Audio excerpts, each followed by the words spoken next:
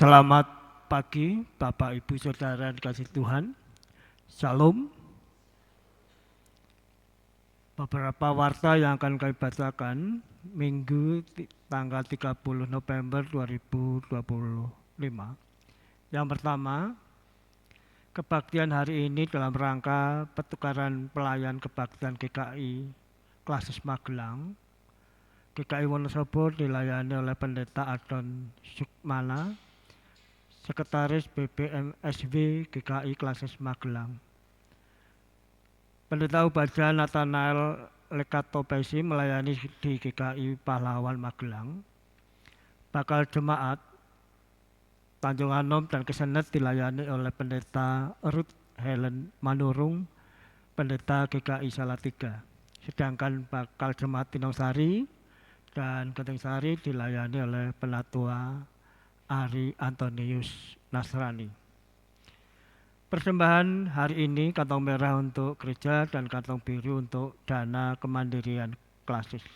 Yang ketiga, pada kebaktian Natal tanggal 25 Desember 2025 pukul 7 WIB di GKI Wonosobo akan dilayankan pelayanan sakramen Baptis Kudus Anak Sidi dan Baptis Kudus Dewasa oleh Pendeta Ubaja Nathanael Lekatopesi. Yang keempat, jika Tuhan mengendaki dan bila tidak ada surat keberatan sah dari anggota jemaat, maka Majelis Jemaat GKI Wonosobo bermaksud mengangkat penatua baru sebagai berikut. Yang pertama, Bapak Misman, alamat Peransari. Yang kedua, Bapak Ari Luwianto, alamat Peransari. Ketiga, Bapak Sutarno, alamat Seruni Desa. Keempat, Ibu Herman Oi, alamat Jalan Tosari.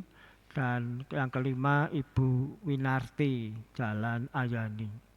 Mohon dukungan doa anggota jemaat dan simpatisan bagi proses pencalonan penatua tersebut. Yang kelima, mengharap kehadiran segenap penatua dan calon penatua GKI Wonosobo dalam acara pembekalan yang akan diadakan pada hari Senin tanggal 15 Desember 2025 pukul 18 WIB di Rumah Makan Dewani Wonosobo. Yang ke-6, sehubungan dengan pengadaan kursi untuk Gedung Binakasih, Majelis Jemaat GKI Wonosobo mengagendakan untuk membeli kursi yang baru sebanyak 50 buah dengan anggaran sebesar 25 juta rupiah. Partisipasi dan dukungan anggota jemaat simpatisan dalam pendanaan tersebut dapat melalui kantong kolektor atau dengan menulis pengadaan kursi Binakasih ataupun dengan transfer lewat bank QRIS dengan menambah kode 5 pada akhir nominal. Demikian pemberitahuan ini kami sampaikan. Banyak terima kasih. Tuhan Yesus memberkati. Untuk warta selanjutnya Bapak Ibu dapat dibaca di warta elektronik maupun warta yang tercetak yang tersedia di depan pintu masuk gereja.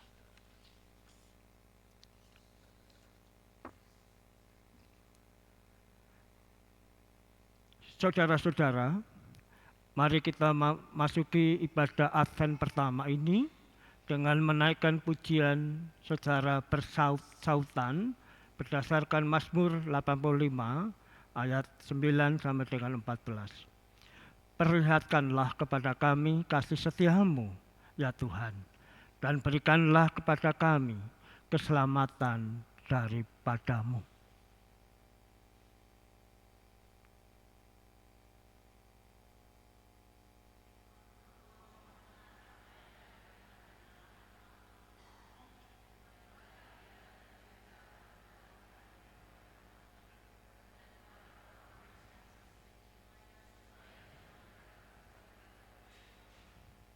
Sesungguhnya keselamatan daripadanya dekat pada orang-orang yang takut akan Dia, sehingga kemuliaan diam di negeri kita.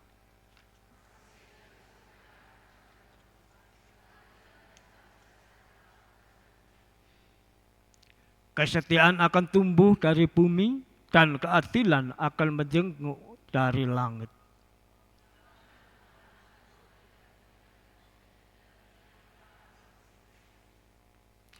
Keadilan akan berjalan di hadapannya dan akan membuat jejak kakinya menjadi jalan. Kita naikkan PKJ 203.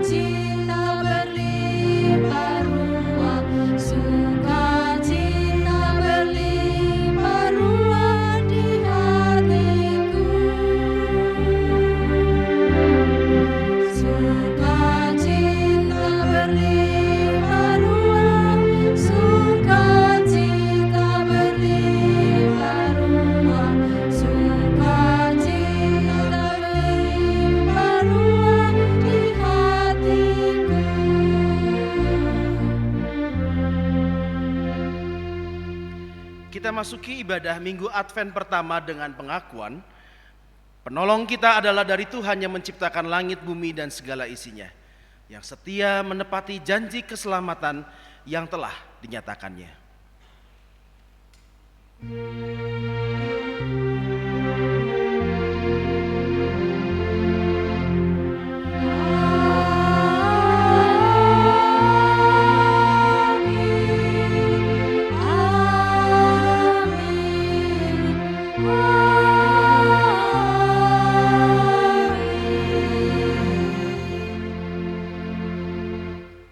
Damai Tuhan beserta saudara. Silakan.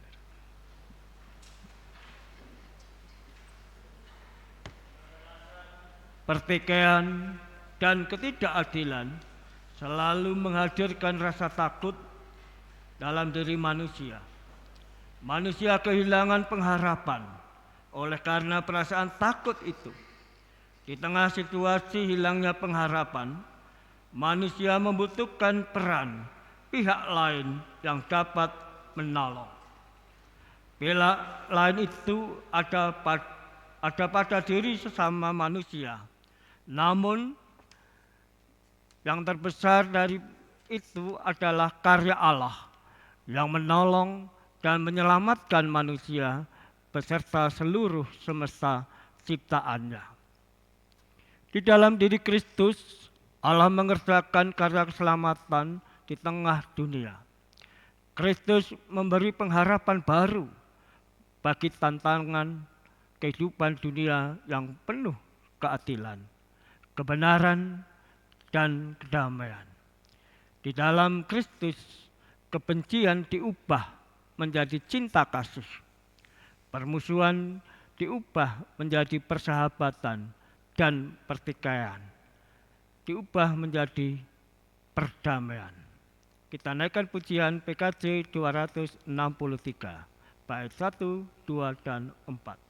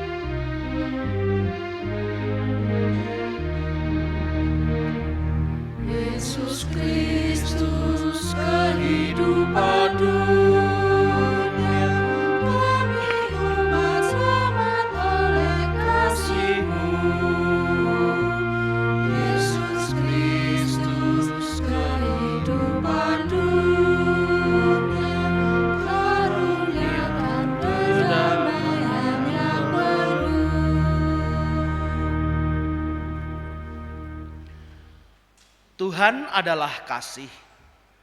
Dia adalah sumber kasih yang mendatangkan kedamaian. Kita diajar untuk tinggal dan hidup dalam cintanya. Namun sayang, cinta kasih kita belum sempurna. Sikap dendam, iri, kebencian, kekecewaan, marah masih terpelihara dalam kehidupan kita. Karena itu, mari kita datang kepada Tuhan mengakui setiap dosa dan pelanggaran kita, seraya memohon belas kasih pengampunan Tuhan. Kita tundukkan kepala dan kita mengaku dosa pribadi demi pribadi di hadapan Tuhan.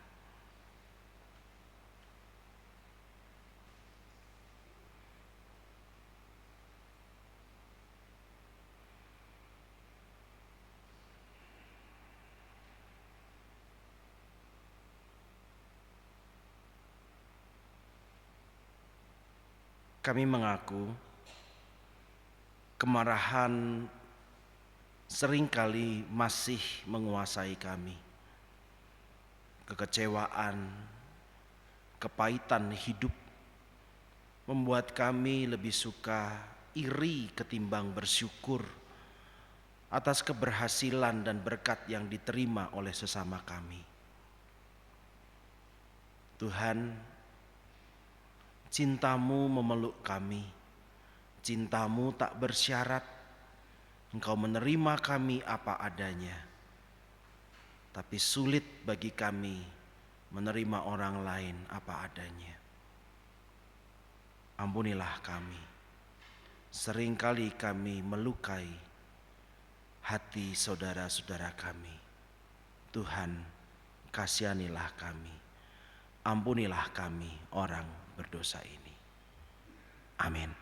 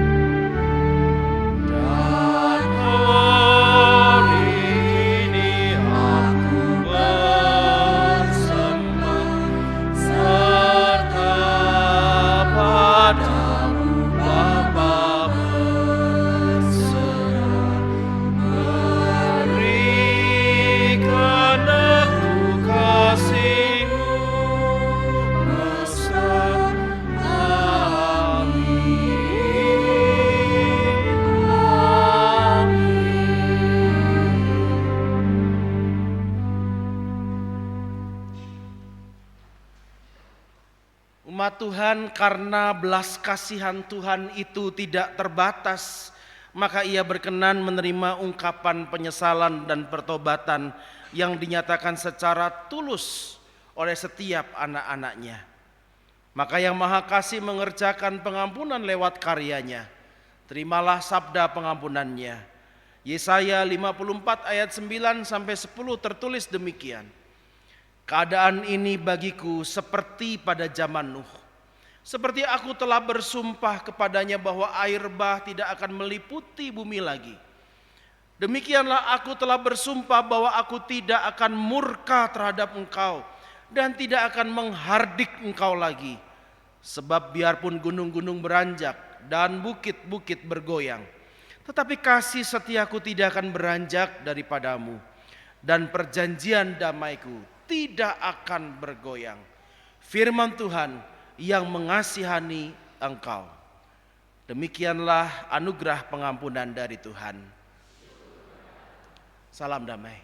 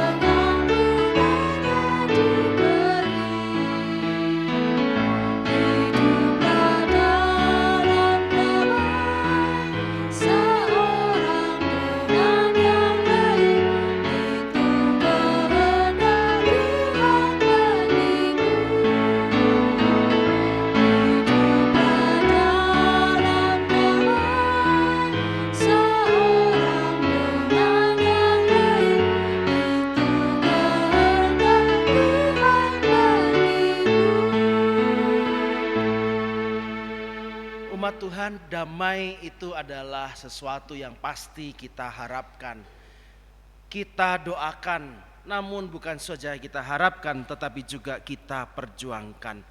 Damai bukan sekedar konsep, tetapi segala sesuatu yang kita lakukan.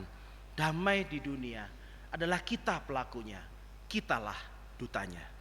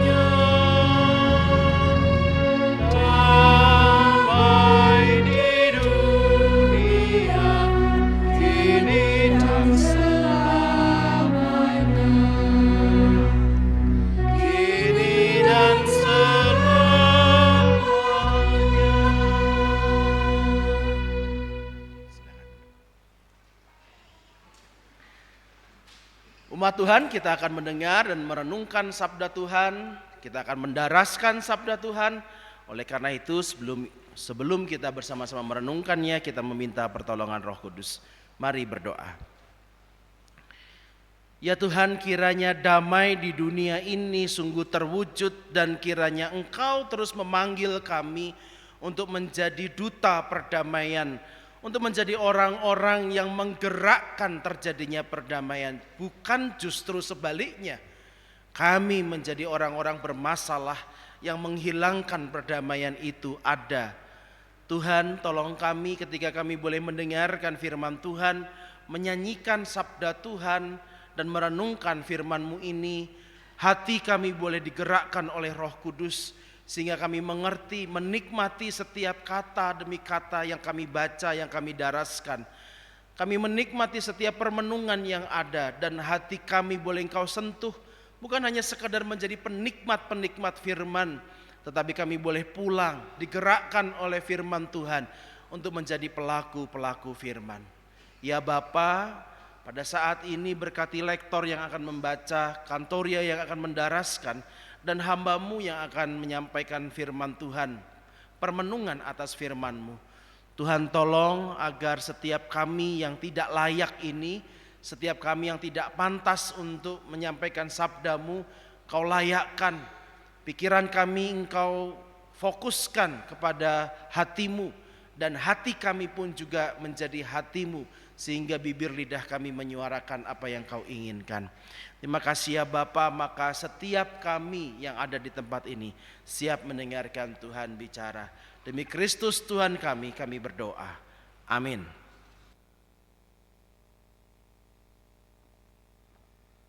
Bacaan pertama diambil dari Yesaya 2 ayat 1 sampai yang kelima.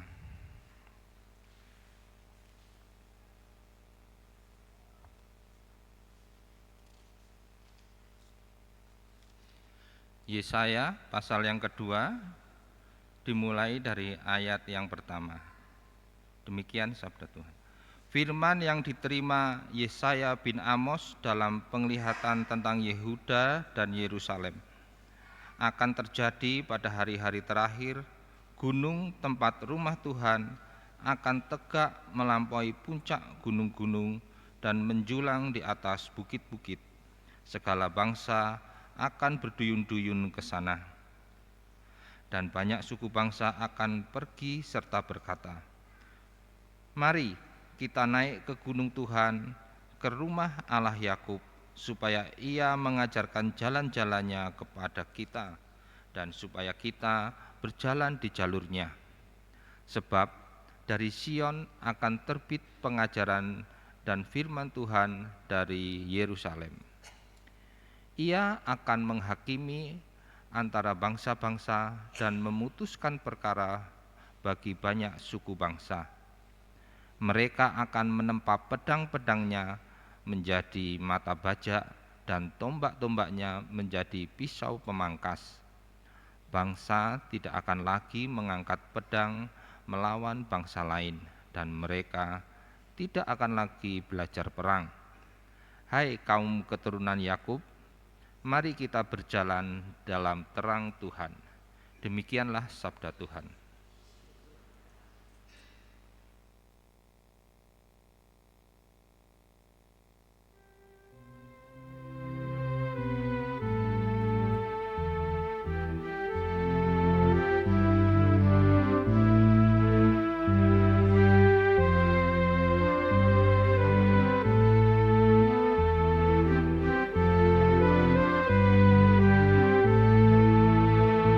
Salam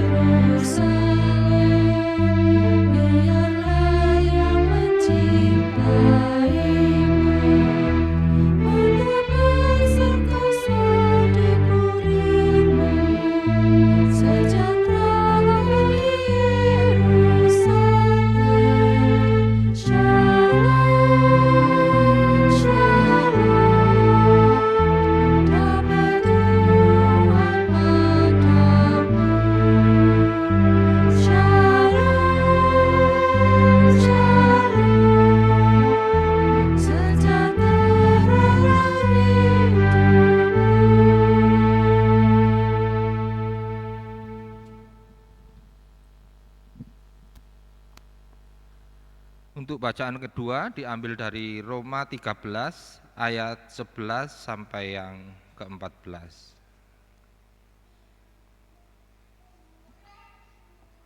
Roma 13 dimulai dari ayat yang ke-11. Hal ini harus kamu lakukan karena kamu mengetahui keadaan waktu sekarang, yaitu bahwa saatnya telah tiba bagi kamu untuk bangun dari tidur. Sebab sekarang keselamatan sudah lebih dekat bagi kita daripada waktu kita menjadi percaya. Hari sudah jauh malam, telah hampir siang.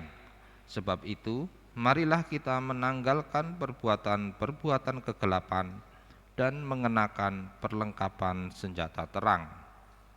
Marilah kita hidup dengan sopan seperti pada siang hari. Jangan dalam pesta pora dan bermabuk-mabukan. Jangan dalam percabulan dan hawa nafsu. Jangan dalam perselisihan dan iri hati. Tetapi kenakanlah Tuhan Yesus Kristus dan jangan pedulikan lagi keinginan-keinginan daging. Demikianlah sabda Tuhan. Jemaat Tuhan, pembacaan Injil terambil dari Injil Tuhan kita Yesus Kristus menurut Injil Matius pasal 24 ayat 36 sampai ayatnya yang ke-44.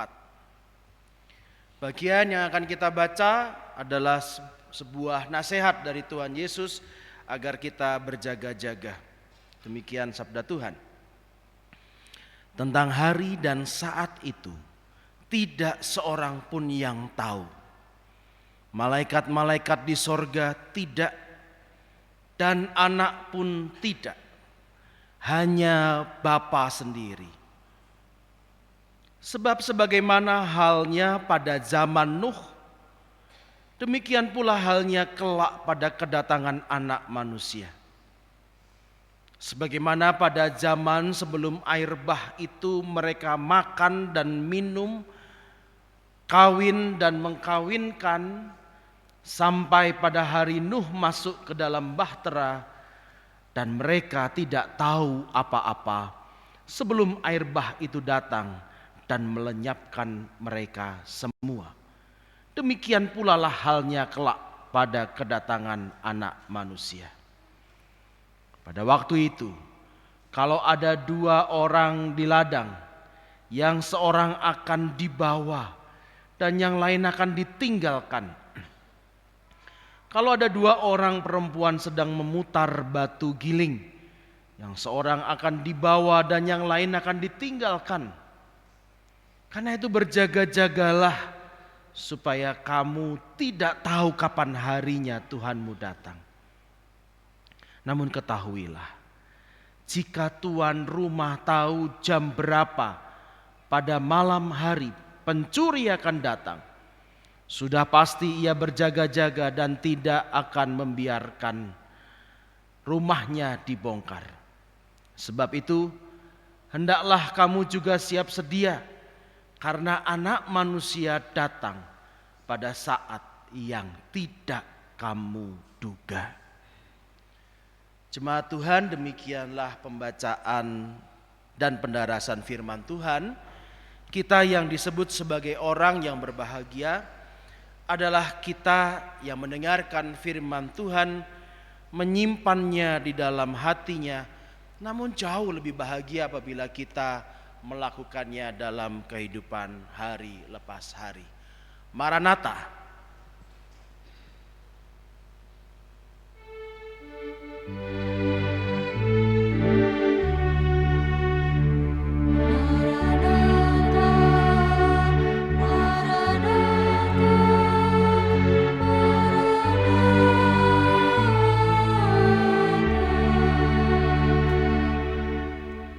Selamat pagi Ibu Bapak. Ya, saya senang sekali bisa berjumpa lagi dengan Ibu Bapak pada saat ini. Sudah lama sekali rasanya saya tidak berjumpa dengan Ibu Bapak, dan saat ini ada sebuah kesempatan di mana kita sedang melakukan sebuah program dari Klasis Magelang, ya, BPMK GKI Klasis Magelang, pertukaran pelayan kebaktian. Lah kebetulan kok saya sekarang tinggalnya di Magelang, jadi akhirnya katut gitu ya Bapak Ibu Bapak ya. Nah Bapak Ibu yang dikasih Tuhan, dalam memperenungkan sebuah kalimat tema ini menarik sekali, mengubah pedang menjadi mata bajak. Izinkan saya bercerita tentang sebuah kisah yang betul-betul saya alami di awal-awal ketika saya menjabat menjadi Sekretaris Umum PPMSW GKI SW Jateng. Pada saat itu saya akan melawat ke GKI Kebayoran Baru di Jakarta. Nah sebelumnya saya dan istri yang sudah berada di Jakarta karena ada pelawatan beberapa jemaat di sana akan menjemput anak kami dan Oma di stasiun Gambir. Anak kami pada waktu itu dari Purwokerto bersama Oma, lalu kemudian di stasiun Gambir kami jemput, lalu kemudian saya di drop ke GKI Kebayoran Baru, lalu mereka semua ke penginapan nantinya. Kira-kira begitu rencana kami. Nah karena ini Jakarta yang terkenal dengan macet, maka istri dan saya melihat Gmaps, Google Maps. Kira-kira butuh waktu berapa lama? Ya, mungkin 2 jam atau 3 jam.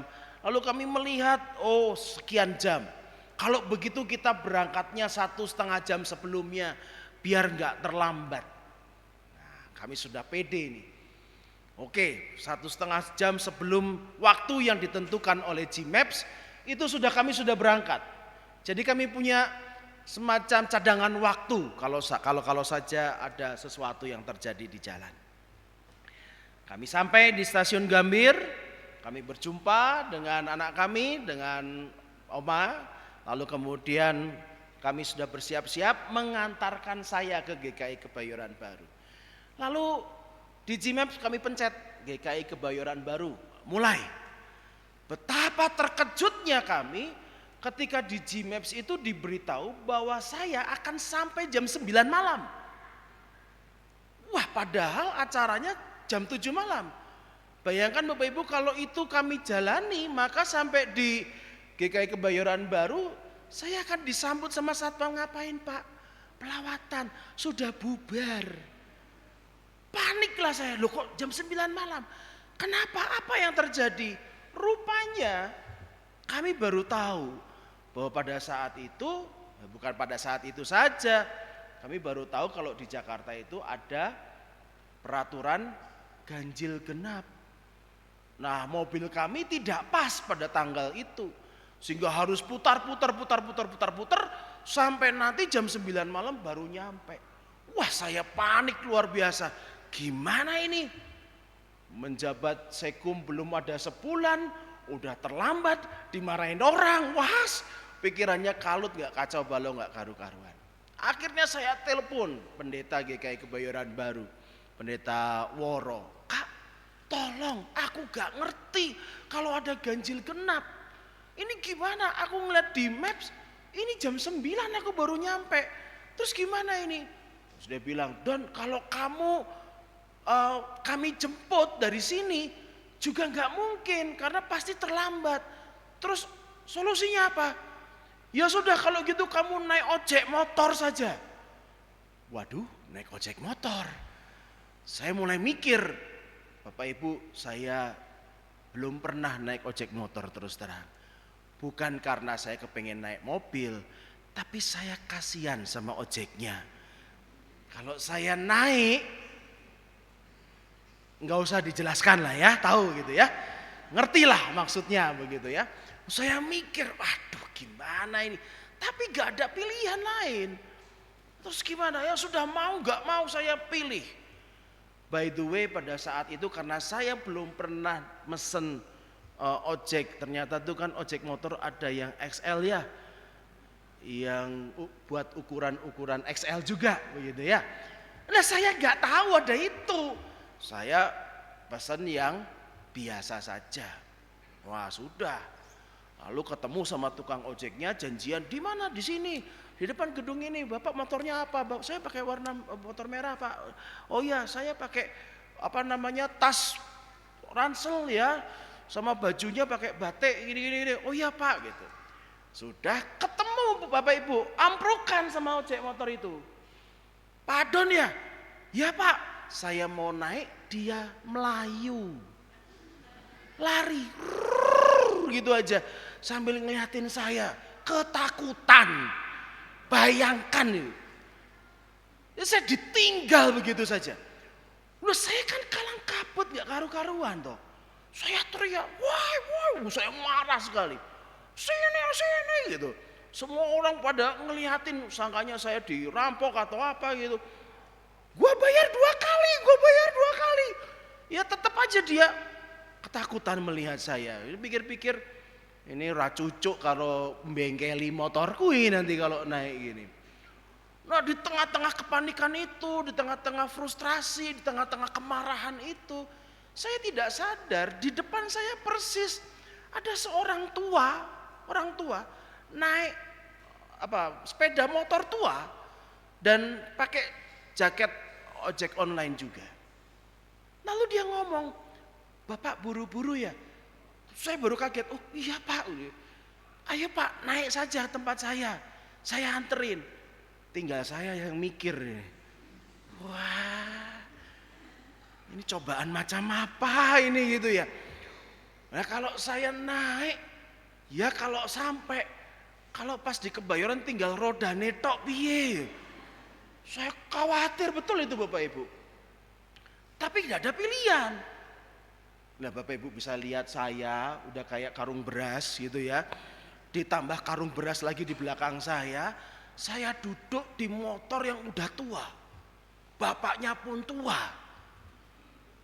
Maka ketika ini enggak saya hiperbolakan, ini benar-benar ketika saya naik dan saya duduk, itu bunyi. Waduh. Lagi hancur tenan ini. Saya sudahlah berharap mau gimana lagi. Saya cuma pegangan pundaknya si bapak ini. Motor tuh jalan ngik. Waduh. Saya pegangan terus gitu. Saya ndak berani nangkring Bapak Ibu. Kaki saya itu tetap hampir menapak aspal gitu. Saya cuma jinjit sedikit. Kenapa? Lah kakiku tak naikin dikit. Waduh. Udahlah saya udah begini aja lah, saya pegangan terus sambil doa dalam nama Tuhan Yesus sampai gitu. Dia mulai cerita, ibu bapak, dia mulai cerita tentang dirinya, tentang keluarganya. Dia cerita, saya dengarkan, saya deg-degan, wah ini kok cerita terus, kok ini jalannya sudah lambat sekali. Pak, mohon maaf Pak, boleh kecepatannya ditambah lagi enggak Pak, soalnya ini saya terlambat. Waduh Pak, ini gasnya udah pol Pak. Wah sudahlah. Dah begitu sampai saya mulai mikir, ya kan enggak pakai aplikasi. Lah terus ini gimana ini? Bayarnya gimana? Saya tanya, Pak ini berapa ya biayanya?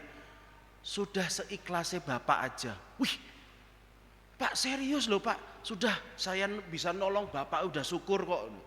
Nah saya turun, saya ambil dompet, Pak berapa? Sudah terserah Bapak, lu terserah saya kasih 10.000 loh. Udah ngerusain motor 10.000 lagi gitu ya. Dan dia bilang, enggak apa-apa, terima kasih. Saya bersyukur. Orang enak toh. Ya udah saya lihat, saya perhitungkan sama ojek motor yang meninggalkan saya itu, ongkosnya itu, lalu saya tambahi beberapa dalam pikiran saya untuk nambah kerugian masuk bengkel gitu ya. Saya kasih, dia berterima kasih, saya juga berterima kasih. Dan tepat pada waktunya persidangan itu mulai, saya terselamatkan. Ibu bapak apa yang mau saya ceritakan? Ibu bapak yang dikasih Tuhan, kemarahan. Setiap orang punya kemarahan. Setiap orang punya kekecewaan dalam hidup. Setiap orang punya kekagetan tersendiri, ketidaksiapan tersendiri ketika kita menghadapi hidup. Karena ternyata hidup tidak selalu seperti apa yang kita inginkan. Tadi pagi ketika mau naik mimbar, kemudian salah satu ibu penatua mengatakan, Pak tolong doakan ibu ini yang sudah kena sakit kanker dan dalam pergumulan kami mendengarkan kabarnya semakin drop. Saya yakin sang ibu dan keluarga tidak pernah punya konsep, tidak pernah punya mimpi bahwa nanti suatu saat akan kena kanker. Pasti tidak akan. Tidak akan pernah punya cita-cita itu. Apa yang terjadi ketika hidup tidak sesuai dengan apa yang kita inginkan?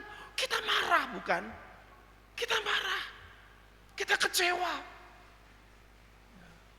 Kenapa kok Tuhan lakukan saya seperti ini? Kenapa kok saya melakukan kebodohan seperti ini? Pada waktu saya mau berangkat ke Wonosobo, ada sepasang suami istri, anggota jemaat gereja Purwokerto begitu, telepon ngotot minta ketemuan.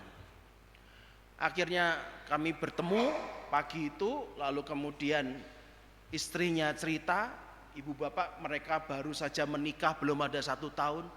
Saya lupa apakah 6 bulan sudah ada, saya juga lupa. Tapi 1 tahun pernikahan mereka saja belum ada. Tapi sang suami terciduk WA chat dengan perempuan lain, chat yang mesra-mesraan. Sang istri kecewa sekali, dia nangis luar biasa. Dan tak dalam tangisan itu, Tuhan kenapa? Tuhan kenapa? Kenapa kamu jahat Tuhan? Dia marah luar biasa. Dia bergetar luar biasa sampai ngomong, Kadon tolong, Kadon tolong, Kadon tolong. Dia nangis sambil menjerit seperti itu. Ibu bapak, kita menghadapi kemarahan dalam hidup karena hidup tidak sesuai dengan apa yang kita minta. Kita menghadapi kepahitan. Tapi apa yang kita lakukan ketika kita menghadapi kepahitan, apa yang kita hadapi ketika kita menghadapi kemarahan? Kita marah pada Tuhan, kita marah pada keadaan, kita marah pada situasi. Apa yang harus kita lakukan? Ibu bapak yang dikasihi Tuhan, tema kita ini adalah kalimat yang diucapkan oleh Yesaya. Kita membacanya dalam kitab Yesaya pasal 2 ayat 1 sampai 5 tadi. Apakah keadaan Israel pada saat itu, tepatnya Yehuda pada saat itu adalah keadaan yang berlimpah-limpah? Apakah keadaan yang penuh dengan berkat? Apakah keadaan yang penuh dengan menyenangkan? Tidak. Israel pada saat itu seperti orang-orang yang kecewa, orang-orang yang marah, orang-orang yang geram pada Tuhan, orang-orang yang patah hati. Kenapa? Karena Israel mau diserbu dengan negara yang sangat besar pada saat itu. Sepertiga dunia takluk pada negara ini, namanya negara Asyur. Sedangkan Israel itu kayak semut. Asyur itu kayak gajah. Agak enak ngomong diri sendiri, kayak gajah. Dalam keadaan seperti itu, ibu bapak, Yehuda itu mau dihancurkan. Yehuda itu mau dihabisi oleh Asyur yang begitu besarnya, dan Israel yang sangat kecil itu. Maka apa firman Tuhan kepada Yesaya supaya Yesaya sampaikan kepada umatnya? Menarik sekali. Ketika saya baca dan lihat konteks itu, kata anak sekarang tuh, saya tiba-tiba mengalami mind blowing yang puas begitu ya. Kenapa? Karena harusnya Tuhan akan mengatakan begini. Wahai kau umat-umat pilihanku, angkat pedangmu, maju berperang, aku akan bersama kamu, engkau akan menang. Harusnya seperti itu. Oke? Harusnya dibakar semangatnya. Jangan khawatir. Ribuan tentara Asyur tidak akan mengoyakkan kulitmu. Pedangmu akan kuberkati. Begitu tak? Tapi firman Tuhan beda sekali yang datang. Firman Tuhan justru mengatakan, wahai anakku, ubah tempa pedangmu menjadi mata bajak. Kalau saya jadi orang Yehuda pada saat itu, saya akan bilang, Tuhan, lu gak bercanda kan sama gua? Gak bercanda kan? Ini pedang doang ini saja saya tidak akan bisa menang melawan Asyur. Sekarang pedang ini harus ditempa, harus diubah. Kalimat aslinya itu adalah Venitsu. Venitsu itu artinya kau tempa, kau hancurkan dari bentuk lama itu menjadi sebuah bentuk yang baru. Dari pedang yang bentuknya lama itu berubah menjadi mata bajak yang baru. Gimana? Kenapa Tuhan mau mengatakan seperti itu? Ibu bapak yang dikasihi Tuhan, dengan tegas Tuhan mau mengatakan, bukan soal apa situasimu, tapi apa panggilanmu. Apakah situasimu itu mengecewakan kamu? Apakah banyak pedang, banyak kemarahan, banyak kekecewaan? Tapi satu hal panggilan anak Tuhan, jadilah berkat bukan pada situasimu, tapi pada apapun keadaan. Jadilah mata bajak yang dipakai untuk mengelola sawah, di mana sawah nanti akan menumbuhkan padi, menumbuhkan gandum, menumbuhkan pengharapan yang baru untuk kehidupan. Jangan tunggu situasimu aman, jangan tunggu kamu kaya raya, jangan tunggu kamu berlimpahan. Apapun keadaanmu, jadilah berkat.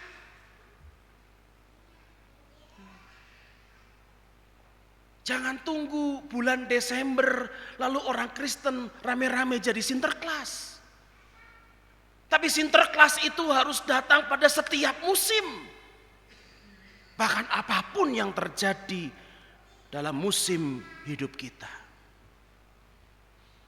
Wah, saya geleng-geleng kepala ibu bapak. Karena saya merasa, apa mungkin? Kalau kita memberkati orang lain itu biasanya kenapa tuh bapak ibu? Karena kita kebanyakan berkat kan? Bapak ibu bisa kasih pengemis di luar 10.000 karena Bapak Ibu punya 1 juta kan? Kalau Bapak Ibu punya 10.000, mau nggak Bapak Ibu kasih 10.000-nya itu kepada pengemis itu? Mau? Engkau aku mangan opo pak? Iya toh. Tapi luar biasanya Tuhan mengatakan jadilah berkat pada apapun keadaanmu. Sekalipun kau dikepung oleh Asyur, sekalipun kau pada saat ini ketakutan luar biasa, ubah pedangmu itu, ubah kemarahanmu itu, ubah kekecewaanmu itu untuk jadi berkat bagi orang lain. Gak gampang. Di markas PBB, Perserikatan Bangsa-Bangsa, di depannya ada sebuah patung. Dalam bahasa Jawa kuno, patung itu berjudul Let Us Beat Swords into Plowshare. Saya mesti nengok karena takut belibet. Udah nengok pun masih belibet saya. Bahasa Indonesianya, mari kita ubah pedang menjadi mata bajak. Di depan kantor PBB itu. Patung itu gambarnya seperti binaraga, seorang binaraga, dia membengkokkan pedang dan dia ubah menjadi mata bajak. Siapa pembuat patung itu? Pembuat patung itu saya tidak bisa baca. Karena dia dari Uni Soviet. Ki bacane piye?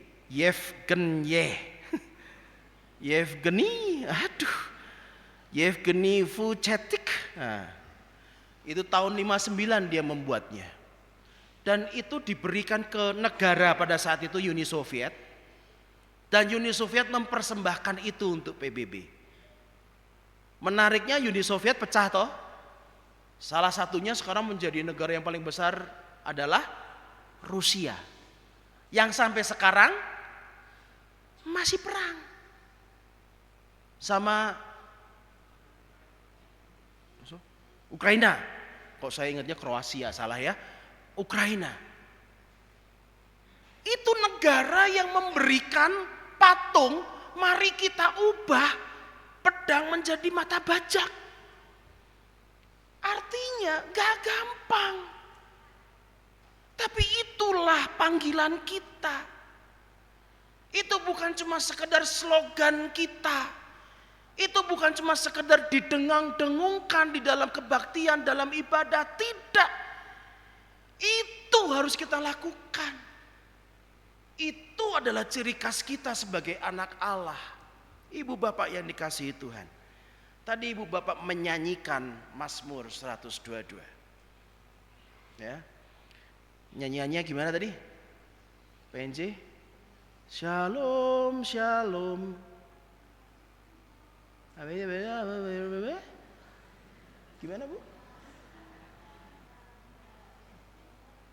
Berkat Tuhan padamu, damai Tuhan padamu. Lanjutnya, shalom, shalom, sejahteralah hidupmu. Menarik. Shalom, shalom, berkat Tuhan ada padamu. Shalom, shalom, sejahteralah hidupmu.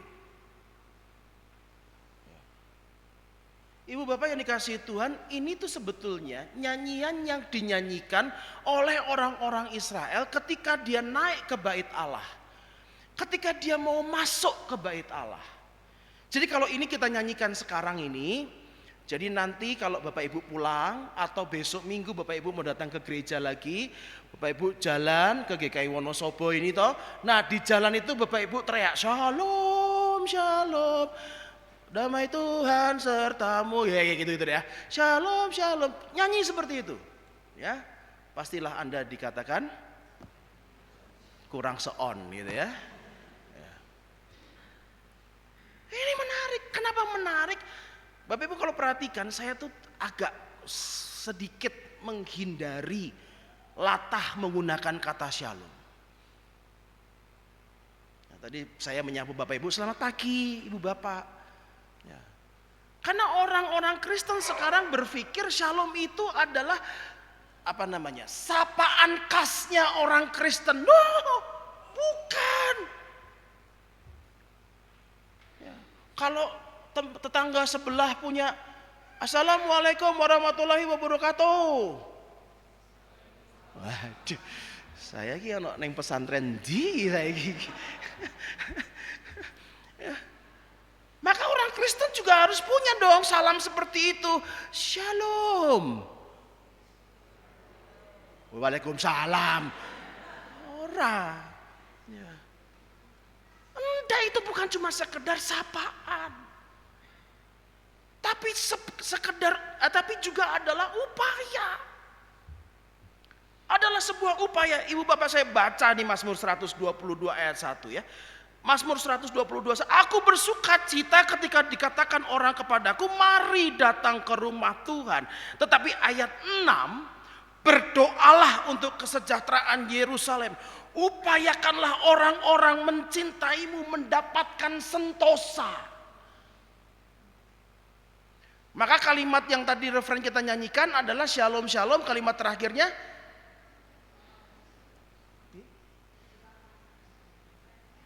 berdoalah, sejahteralah. Kira tuh ngelindur ki penjene iki. Sejahteralah hidupmu, betul ya? Sejahteralah hidupmu. Maka bayangkan Bapak Ibu ketika Bapak Ibu mengunjungi orang ke rumah sakit, ketabrak truk, ketabrak sepeda, ketabrak mobil, semua dipenteng, dibebet, cuma mata netok, cuma kelihatan udah ngatang-ngatang begitu, masuk shalom. Kalau saya yang dibebet di situ masih punya mulut untuk ngomong, maaf, ini mohon maaf. Saya pasti akan bilang, shalom matamu. Nggak lihat apa kamu? Ini bukan cuma sekedar salam.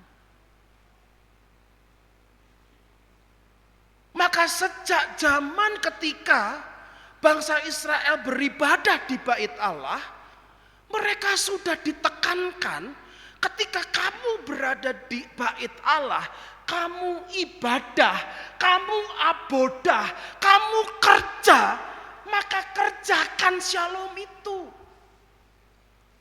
Maka jadi berkat.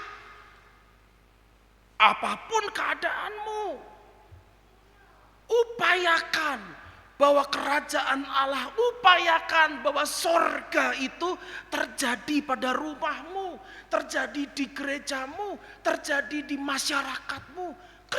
Kerjakan itu.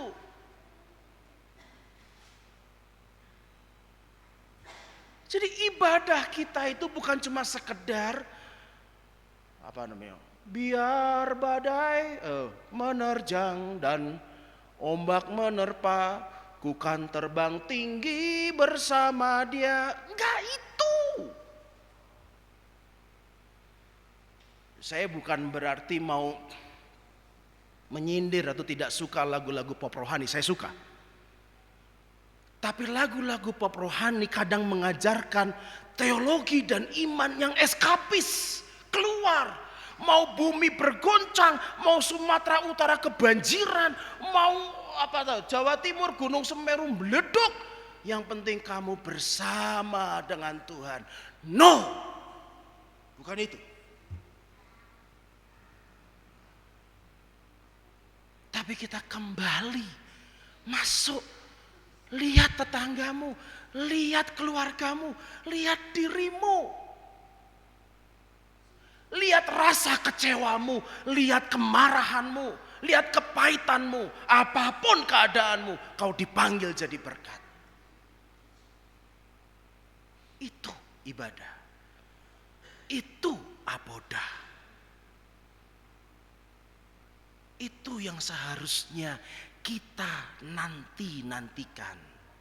Kita lakukan selama kita menanti kedatangan Tuhan yang kedua. Ibu bapak yang dikasihi Tuhan, Injil Matius sangat menarik juga.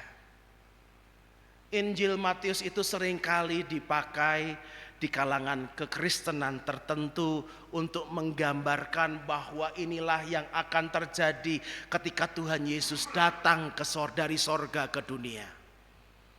Apa itu? Terjadi yang namanya rapture. Teologi khas Amerika, rapture. Apa itu rapture? Pengangkatan. Di mana orang-orang yang berkenan pada Allah, dia akan diangkat. Seperti Injil Matius bercerita.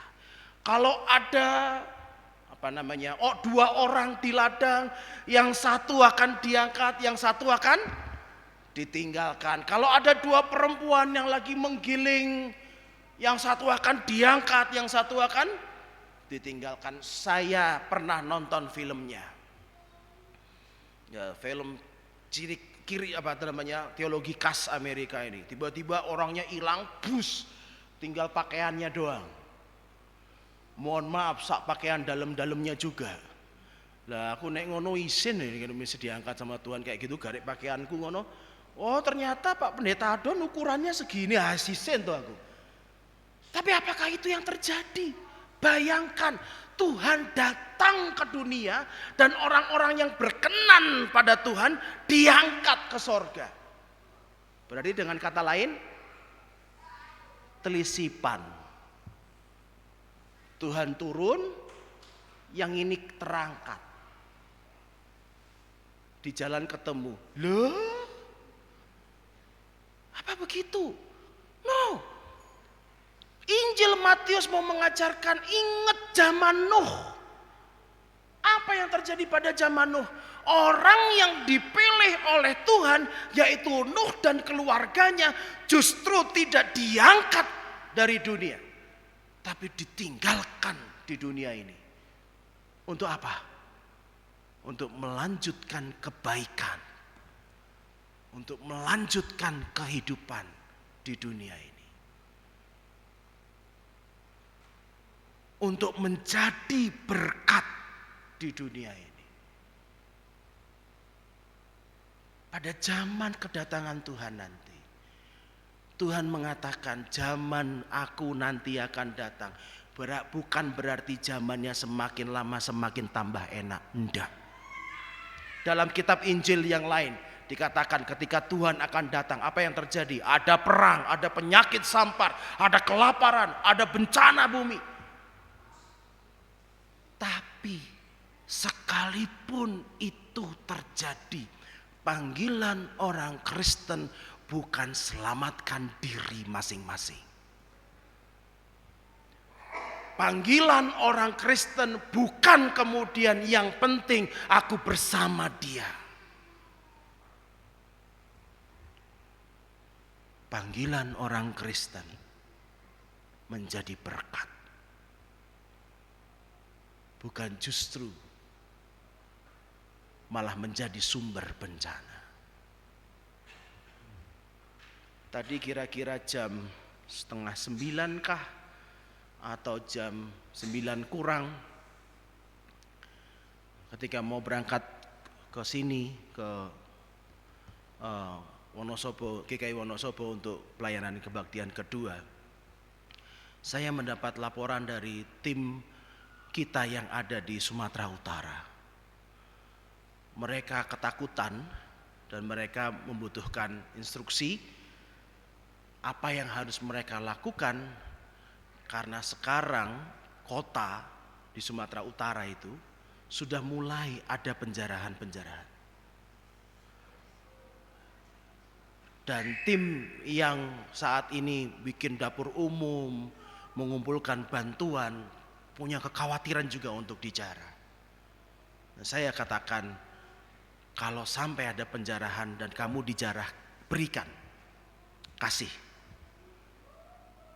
Karena mereka juga butuh. Sudah gak usah pikirkan, nanti kita pikirkan lainnya. Berikan saja. Saya lalu semikir ya, di Sumatera Utara itu kan kayaknya banyak anak-anak Tuhan ya. Kenapa kemudian hidup malah menjadi seperti itu? Padahal panggilan kita itu adalah menjadi berkat pada setiap keadaan. Menjadi berkat pada setiap keadaan. Ibu bapak yang dikasihi Tuhan, ketika Tuhan datang, kapan sih Tuhan itu datang? Apakah kita mau menunggu 10 tahun lagi? Apakah kita menunggu 15 tahun lagi, 20 tahun lagi Tuhan datang? Kata Tuhan mengatakan bahwa waktunya tidak ada yang tahu. Malaikat-malaikat aja tidak ada yang tahu. Waktu itu tidak tahu. Tapi apakah kita terus menantikan Tuhan itu datang? Menarik, kata Advent itu artinya menunggu, menanti. Menanti apa? Menanti kedatangan. Tetapi menanti kedatangan Tuhan itu bukan berarti Tuhan belum datang. Bukankah Tuhan sudah datang? Dan bahkan Tuhan hari ini sedang datang. Loh, apa maksudnya Pak? Satu pasal dari pasal yang kita baca, Matius 24, yaitu Matius 25. Tuhan menyatakan bahwa dirinya datang. Apa itu? Ketika aku lapar, ketika aku haus, ketika aku seorang asing, ketika aku membutuhkan tumpangan, ketika aku telanjang, ketika aku di penjara. Tidak nunggu langit bergoncang, tidak nunggu langit terbelah, tapi Tuhan sudah datang. Dulu di Bethlehem dia datang, sekarang dia datang pada wajah-wajah mereka yang menantikan pengharapan itu. Dan nanti pada puncaknya Tuhan juga datang. Menantikan kedatangan Tuhan berarti juga peka pada kehadiran Tuhan dalam diri sesama kita. Ibu Bapak yang dikasihi Tuhan, saya mau menutup renungan kita saat ini dengan sebuah ilustrasi yang pernah dituturkan oleh seorang spiritualis, seorang Romo yang bernama Anthony de Mello. Ada satu kisah yang dia kisahkan, kisahnya sangat menarik. Suatu ketika di sebuah biara ini sangat terkenal. Kenapa biara ini terkenal? Karena biara ini mempunyai satu patung Kristus. Semua biara punya patung Kristus, tapi di biara ini patung Kristus ini bermahkotakan emas dan bertahtakan berlian. Sekalipun itu mahkota itu gampang dilepas, tapi luar biasanya mahkota emas yang bertahtakan berlian pada patung Kristus itu tidak hilang. Ini membuat banyak orang berziarah ke sana, kagum sekali dengan patung itu. Banyak yang hadir datang ke sana. Sampai suatu saat, pada sebuah pagi, seorang cleaning service berteriak dengan sangat keras, mahkotanya hilang. Semua panik luar biasa. Pertanyaan terbesar mulai muncul dalam semua benak biarawan. Siapa yang ngambil? Siapa yang berani kurang ajar ini? Spekulasi mulai keluar dalam otak mereka. Dia teman sekamarku. Tadi malam dia berkata bahwa keluarganya sangat membutuhkan uang. Pasti dia yang mengambil. Kurang ajar. Padahal aku berencana mau mengambil duluan. Wes kedisian. Yang lain juga berpikir begitu. Yang lain juga berpikir begitu. Begitu semuanya berpikir berburuk sangka. Apa yang terjadi?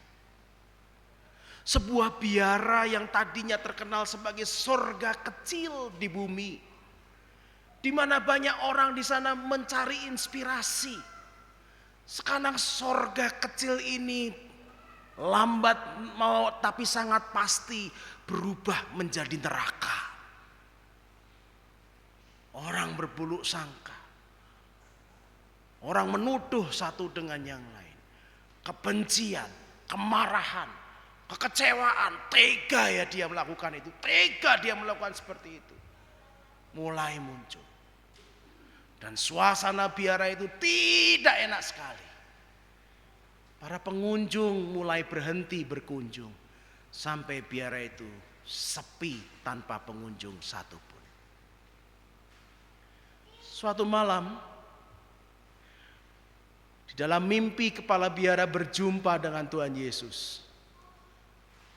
Tuhan Yesus berkata, apa yang terjadi pada biaramu nak? Aku tidak tahu Tuhan. Kasih tahu aku siapa yang mencuri mahkotamu. Supaya biara ini kembali seperti dulu kala.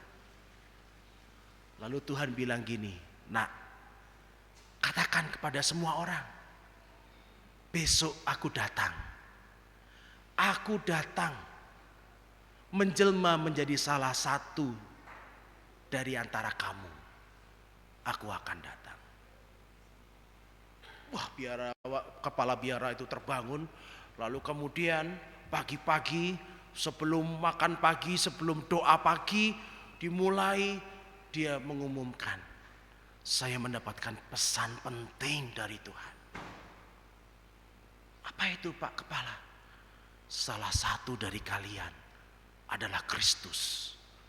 Dia menjelma menjadi kalian. Salah satu dari kalian adalah Kristus.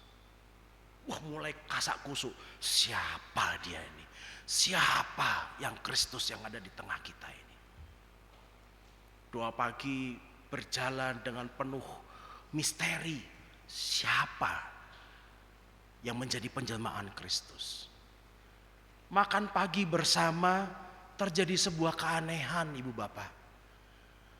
Ada seseorang biara mau mengambil makanan, tiba-tiba teman di sebelahnya langsung berdiri, mencolot, lalu dibilang, jangan, biarkan saya mengambil makanan untukmu. Ini sarapan pagimu ya Kristus.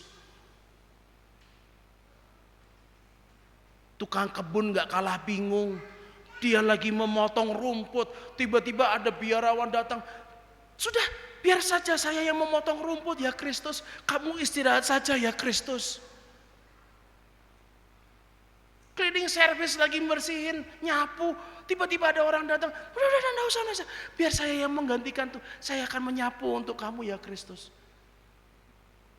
Semua berlomba-lomba melakukan kebaikan-kebaikan itu. Berita perlahan mulai menyebar. Orang penasaran. Ada apa pada biara lama ini? Orang mulai berkunjung. Dan disambut seperti Kristus disambut. Merasakan kehangatan, merasakan perhatian yang luar biasa. Semua orang mendapatkan inspirasi yang lama mereka cari. Luar biasanya, neraka itu perlahan namun pasti kembali menjadi sorga kecil. Penuh kedamaian, ketenangan. Penuh menjadi tempat inspirasi. Bahkan tamunya lebih daripada sebelumnya. Tapi mahkota itu sampai sekarang tidak pernah ditemukan. Para peziarah percaya bahwa mahkota itu sekarang ada di dalam hati setiap biarawan.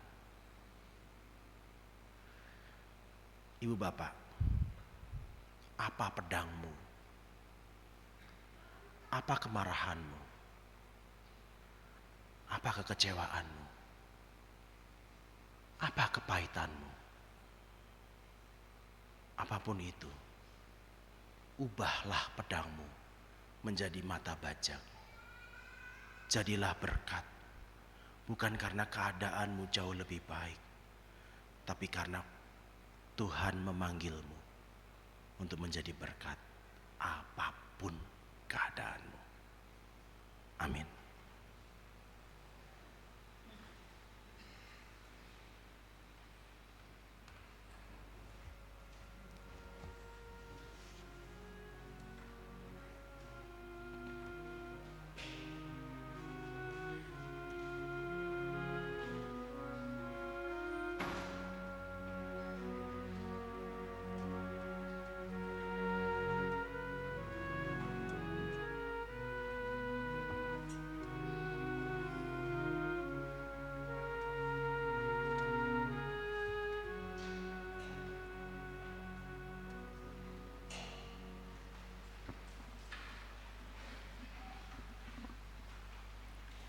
Bersama dengan umat Allah di sepanjang masa, mari kita ikrarkan dan kita teguhkan kembali akan apa yang kita imani dengan bersama mengucapkan pengakuan iman rasuli. Aku percaya pada Allah, Bapa yang Maha Kuasa, Khalik langit dan bumi, dan kepada Yesus Kristus, anaknya yang tunggal Tuhan kita, yang dikandung dari Roh Kudus, lahir dari anak darah Maria, yang menderita sengsara di bawah pemerintahan Pontius Pilatus, disalibkan, mati dan dikuburkan, turun ke dalam kerajaan maut. Pada hari yang ketiga, bangkit pula dari antara orang mati, naik ke sorga, duduk di sebelah kanan Allah, Bapa yang Maha Kuasa. Dan dari sana ia akan datang untuk menghakimi orang yang hidup dan yang mati. Aku percaya kepada Roh Kudus, gereja yang kudus dan am, persekutuan orang kudus, pengampunan dosa, kebangkitan orang mati, dan hidup yang kekal. Amin.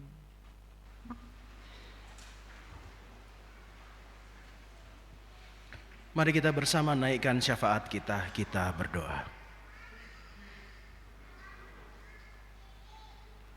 Ya Allah, sumber pengharapan kami, pada minggu Advent pertama ini kami datang kepadamu.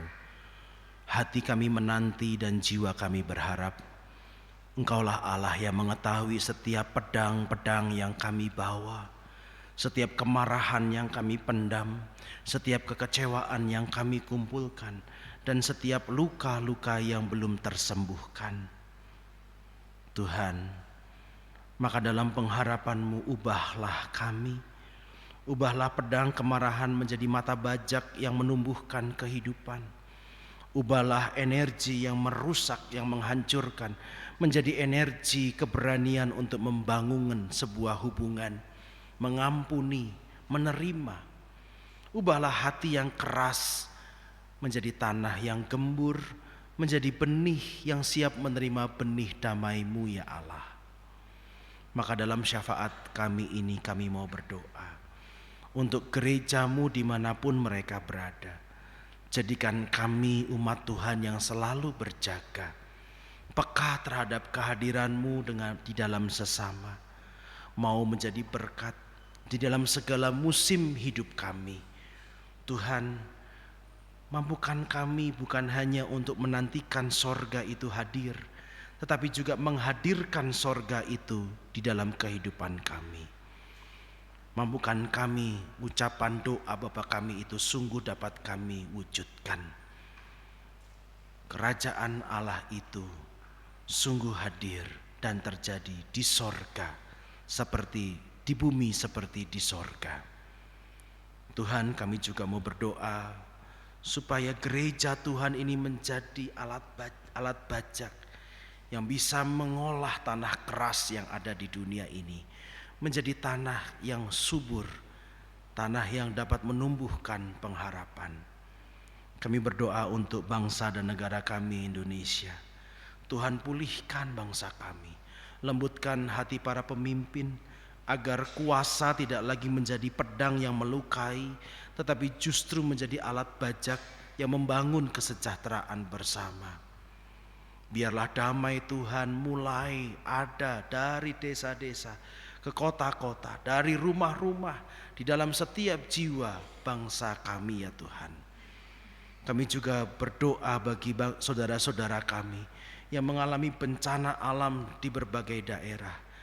Banjir, tanah longsor di Sumatera Utara, erupsi gunung berapi Semeru di Jawa Timur, dan bencana-bencana lain di tempat di mana banyak orang yang kehilangan rumah, mata pencarian, bahkan mereka yang kehilangan orang-orang yang dicintai.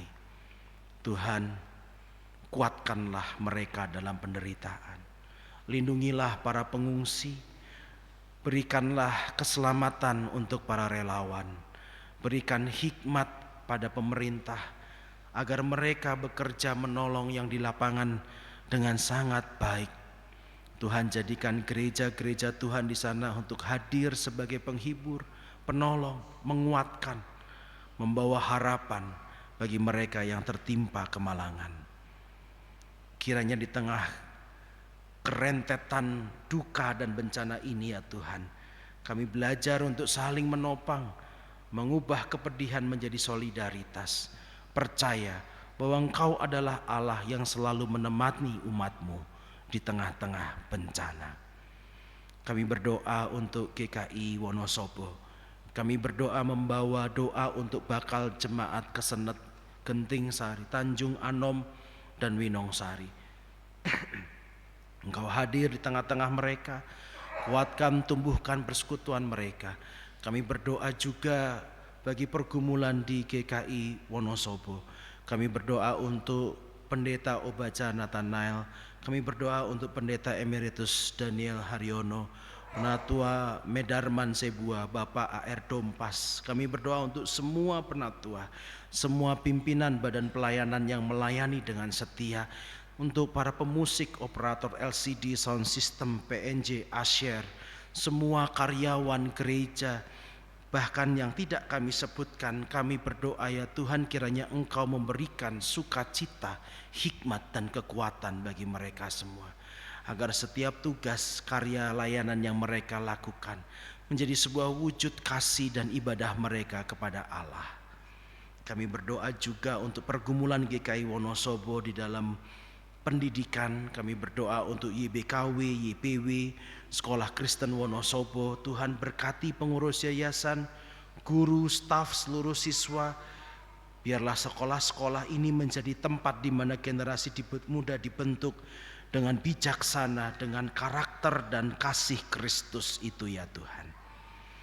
kami mengingat secara khusus saudara-saudara kami yang bergumul di dalam sakit. Kami berdoa untuk Ibu Sri Lestari Bajeminongsari yang saat ini sedang dirawat di rumah di Yogyakarta. Kiranya Engkau memeluknya dengan penghiburan dan pemulihan. Untuk saudara Akil dan Nartono yang berada di daerah Ngepelan, kami berdoa kiranya juga yang saat ini ia dirawat di rumah di Yogyakarta. Tuhan kiranya kuatkan tubuhnya, cerahkan hatinya, Tuhan pulihkan kehidupannya. Dan secara khusus Tuhan kami mau bersatu hati, mohon Tuhan kuatkan Ibu Timauli Gultom yang keadaannya sekarang melemah karena kanker. Kami mohon agar Engkau hadir begitu dekat, memberi damai yang melampaui segala akal. Kekuatan bagi keluarga yang mendampingi Engkau curahkan ya Allah. Tuhan, jadilah terang dalam gelap hidup mereka saat ini. Jadilah sumber pengharapan mereka, jadilah sumber ketenangan mereka, dan jadilah sumber kesembuhan bagi mereka. Pada akhirnya Tuhan, kami mau membawa diri kami sendiri, apa adanya kami. Jika masih ada pedang dalam hati kami, kemarahan, kekecewaan, luka, dan bahkan kepahitan-kepahitan hidup, ubahlah itu menjadi mata bajak. Jadikan kami ladang bagi benih pengampunan. Jadikan hidup kami menjadi kebun yang menghasilkan damai. Jadikan kami alat supaya setiap kami siap untuk menyambut kedatangan Kristus di tengah dunia yang terluka ini ya Tuhan. Maka di dalam nama Tuhan kami Yesus Kristus, Sang Raja Damai yang kami nantikan dalam Advent ini, kami berdoa menyerahkan semuanya bersama dengan doa yang Engkau ajarkan kepada kami.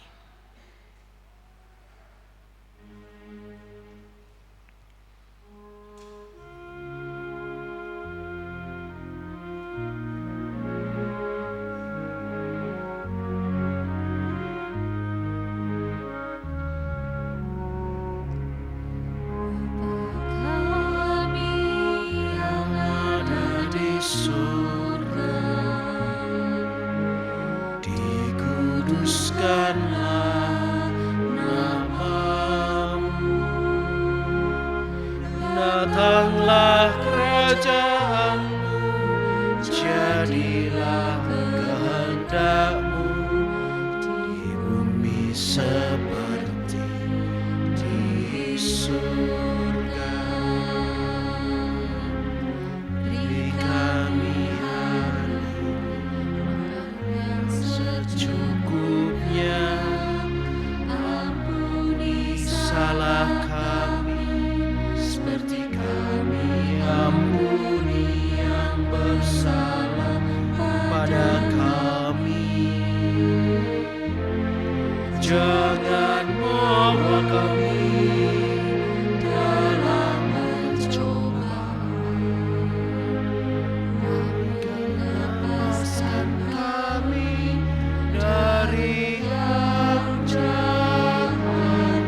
Sebab Kaulah yang punya kerajaan dan kuasa dan kemuliaan sampai selama-lamanya.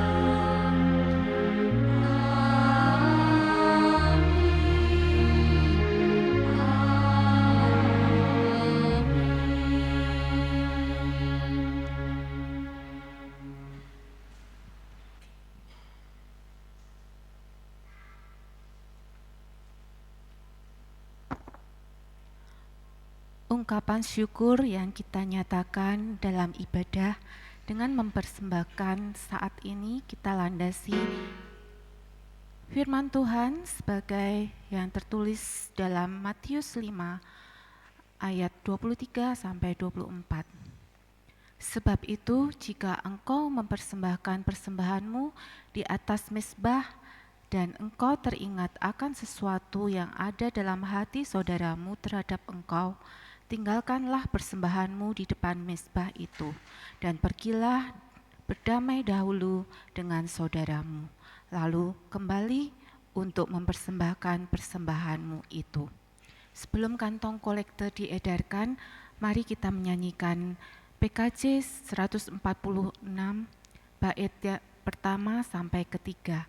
Bait yang ketiga nanti setelah kantong kolekte selesai diedarkan.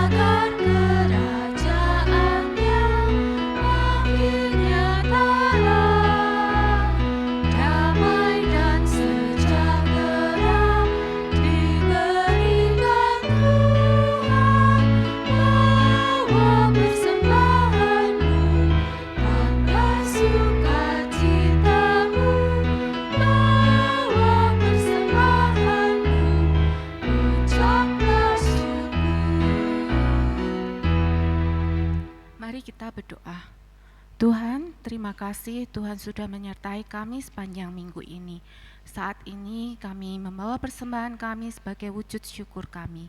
Kuduskan dan Sucikan persembahan ini agar dapat dipergunakan dalam kelebaran kerajaan-Mu di tempat ini. Berkati para majelis yang mengelolanya.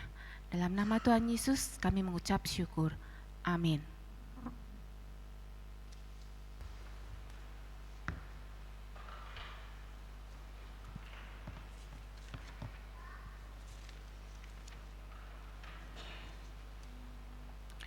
Umat Tuhan, di dalam Kristus Allah berkarya menghadirkan karya perdamaian dan persahabatan.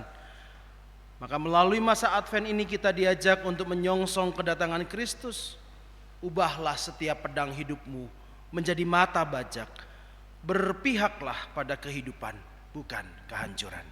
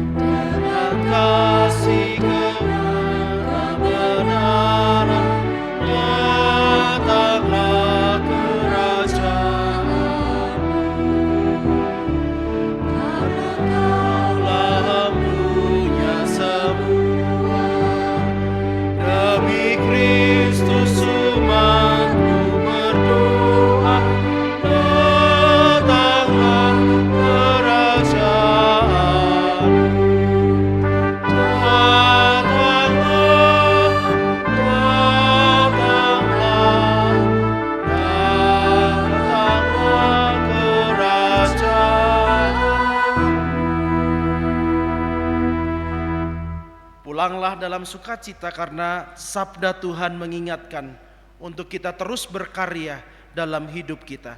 Jalani hidup dengan rasa syukur, setia melakukan panggilannya. Tuhan mengiring hidup saudara dengan berkat-Nya. Terimalah berkat Tuhan. Kasih karunia Allah Bapa menuntun langkahmu. Kasih karunia Roh Kudus menenangkan hatimu. Kasih karunia Kristus Sang Raja Damai mengubah setiap pedang kemarahan dan kekecewaan hidupmu menjadi mata bajak yang menjadi berkat bagi kehidupan sekarang dan selama-lamanya. Amin.